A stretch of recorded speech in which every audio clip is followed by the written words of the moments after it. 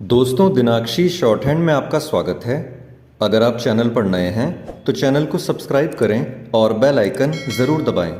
आज की निबंधमाला डिक्टेशन का यह 56वां दिन है। अगर आपको इस डिक्टेशन की एडवांस आउटलाइंस और वाक्यांश की आवश्यकता है तो आप हमारा पेड बैच ज्वाइन कर सकते हैं। हमारे पेड बैच को ज्वाइन करने के लिए आप डिस्क्रिप्शन बॉक्स में दिए गए मोबाइल नंबर पर व्हाट्सएप कर सकते हैं। तो चलिए डिक्टेशन को स्टार्ट करते हैं।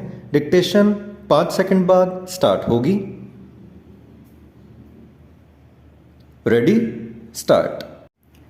विश्व में आई औद्योगिक क्रांति के बाद से ही प्राकृतिक संसाधनों का दोहन शुरू हो गया था, जो 19वीं एवं 20वीं शताब्दी में अपनी चरम सीमा को पार कर गया। दुष्परिणाम स्वरूप विश्व की जलवायु पर प्रतिकूल प्रभाव पड़ा एवं प्रदूषण का स्तर इतना अधिक बढ़ गया कि यह अनेक जानलेवा बीमारियों का कारक बन गया। इसलिए 20वीं शताब्दी में संयुक्त राष्ट्र एवं अन्य वैश्विक संगठनों ने पर्यावरण की सुरक्षा पर बल देना शुरू किया।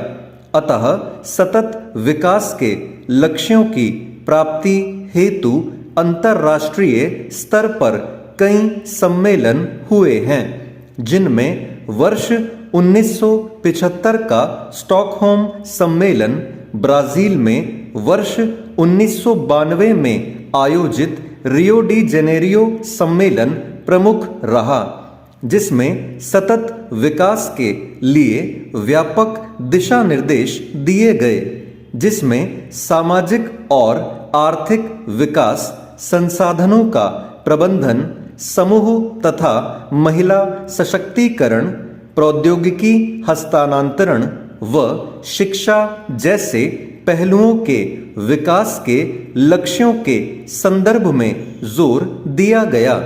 जून 2012 में रियो +20 सम्मेलन का आयोजन हुआ, जिसका प्रमुख उद्देश्य सतत विकास हेतु संशोधित राजनीतिक प्रतिबद्धताओं को पूरा करना तथा वर्ष 1992 में हुई अब तक की प्रगति की समीक्षा व चुनौतियों का आकलन करना था।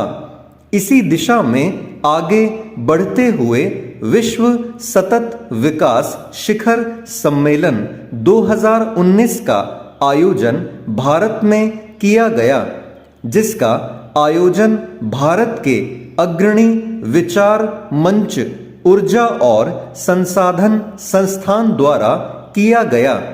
इसका मुख्य उद्देश्य था सतत विकास लक्ष्यों की प्राप्ति में आने वाली चुनौतियां, जैसे विकास हेतु वित्त पोषण, नवीकरणीय ऊर्जा, स्थायी मूल्य श्रृंखला और अन्य दूरगामी चुनौतियों का सामना करना।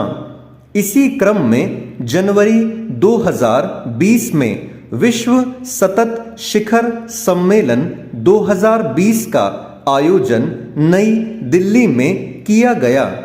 इस प्रकार से सतत विकास हेतु अंतर्राष्ट्रीय स्तर पर कई लक्ष्यों की प्राप्ति के लक्ष्य निर्धारित किए हैं, जैसे वायु प्रदूषण से होने वाली मौतों पर वर्ष 2030 तक रोक, भुखमरी समाप्त करना, संसाधनों तक पहुंच बनाना, वर्ष 2050 तक ओजोन परत को ठीक करना, जलवायु परिवर्तन नियंत्रण करना आदि। इसमें कोप की वार्षिक बैठकें भी महत्वपूर्ण भूमिका निभा रही हैं। केंद्र सरकार द्वारा सतत विकास के लक्ष्यों की निगरानी हेतु नीति आयोग को जिम्मेदारी सौंपी गई है।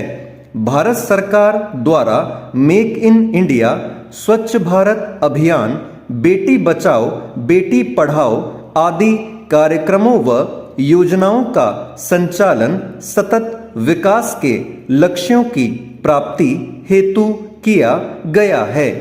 भारत में सतत विकास के लिए अंतर्राष्ट्रीय सहयोग एवं बहुपक्षीय पर्यावरणीय करारों के लिए भारत सरकार के केंद्रीय अभिकरण की भूमिका पर्यावरण एवं वन मंत्रालय निभाता है।